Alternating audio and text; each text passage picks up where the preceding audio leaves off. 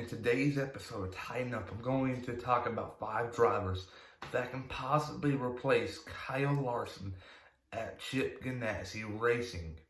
And let's get started. Ryan Priest, and you're watching William Blackwell on YouTube. By now, everyone should know what went on Sunday night. Kyle Larson said a thing that no one should ever say, and it was completely wrong. Just a dumb act on his part. But fast forward to Monday, he loses 3 sponsors, 3 big ones too.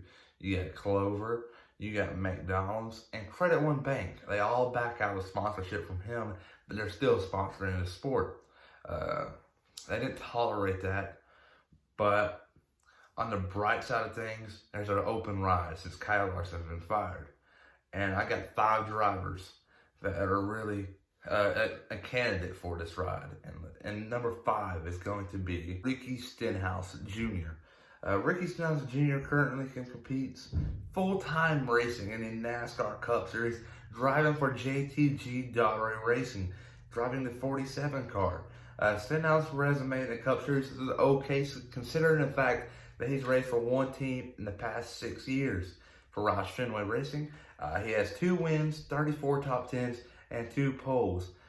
But if you add that to his Chevy tires right now, he can become a top candidate. But if many of y'all might say, Stenhouse is already racing for a team right now. Well, that might be true, but if Stenhouse gets offered, he could take it and go there and have some good races here and there and possibly win a race and lock himself into the playoffs. And he can go back to JTG Daugherty Racing with a playoff ticket. This is something similar to Reagan Smith in 2015.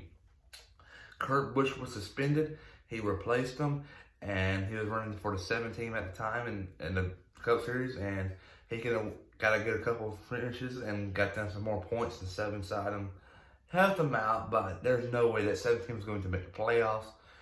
So they had to have a win. But Reagan Smith brought home some good finishes. But you get the point. Pretty much Ricky Stenhouse Jr. and Ryan Priest at this point from JTG Daugherty Racing can become a top candidate for this ride. But at number 4, we got Justin Haley. Justin Haley currently competes full-time in the NASCAR Xfinity Series, racing for Matt Collick and Collick Racing. He's raced a Daytona 500 this year, and he's also won a Cup race. He won the Coke 0400 last year, where it was rain shortened. So that was a big upset. He was racing for Spire Motorsports, the 77 car. They got ties with Chip Ganassi Racing. Who knows? But it's going to get interesting. But I do have Justin Haley at number 4 for the candidates. But next, number 3 is going to be Brett Moffitt. Brett Moffitt currently competes full-time in the NASCAR Gander Outdoor Truck Series, racing for GMS Racing. This is supposed to be his year. Spencer Gallagher is confident enough and gave him the number 23. Many of you might be wondering, why did Brett Moffitt change from 24 to 23 this offseason? Well, and if you're at GMS Racing and you get to number 23, that's a big deal. That's not given to everyone, but Moffitt got it, so this is supposed to be his big year.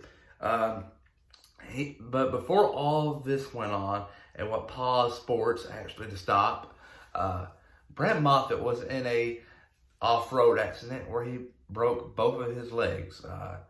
But by the time, they said 8 weeks to recover, but by the time NASCAR returns to action, he would be really close to full recovery.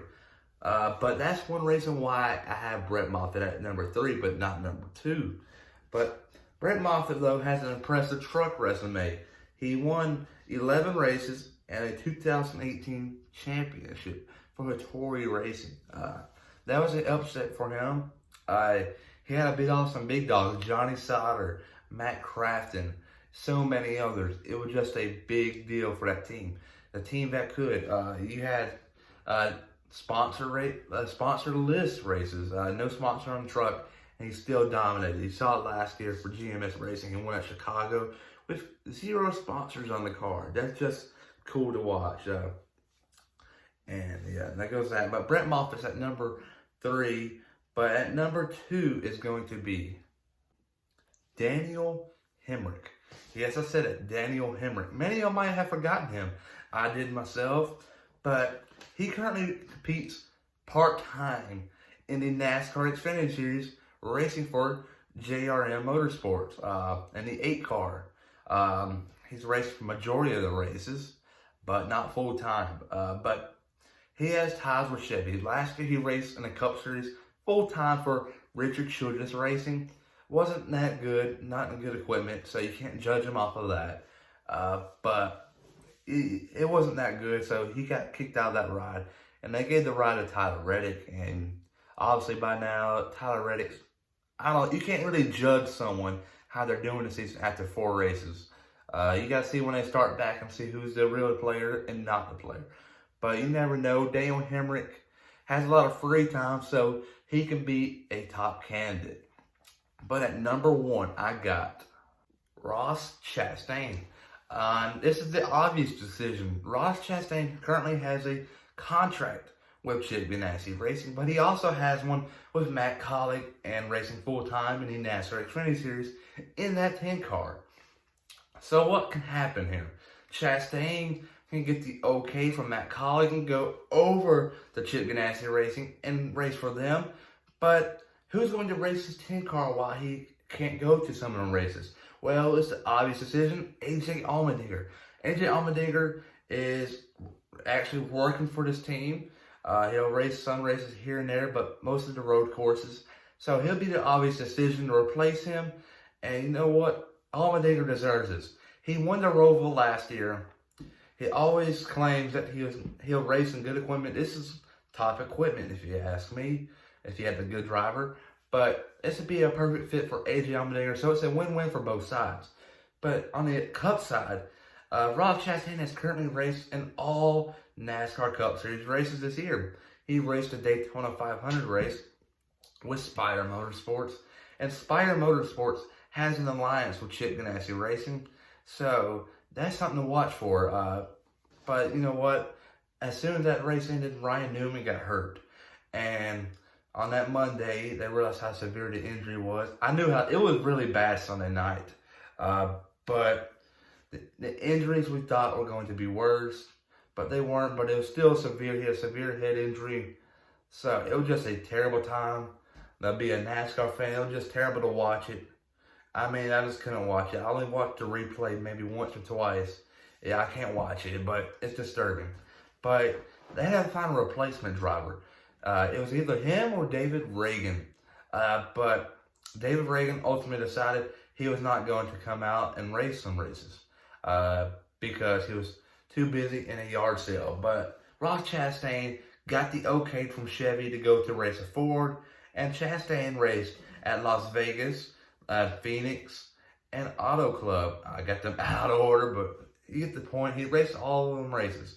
So since he raced all of them races so far, when he goes back to Charlotte, he can, or when NASCAR returns at Charlotte, he can ultimately decide that he's going to switch his Xfinity Series points to Cup Series points. And if he does that, he will start from 0 points and has to get inside the top 30. And it's gonna be really hard for him to point in after racing, after missing 4 races while people have more points on him. It's about 150 points. And it's going to be hard, so he's going to have to win. He's going to have to get inside the top 30, which I don't think is going to be really hard, but it's possible. But Chastain can really well be your NASCAR Cup Series champion in 2020. I highly doubt that would happen, but you know what? He had that happen last year in the Gainer Outdoor Truck Series. You never know. It's going to get interesting, but I think Ross Chastain is the man for Chip Ganassi Racing. He's going to replace Kyle Larson in the 42. But comment down below who you got replacing Kyle Larson. Mine's Ross Chastain. But everybody, please like and subscribe.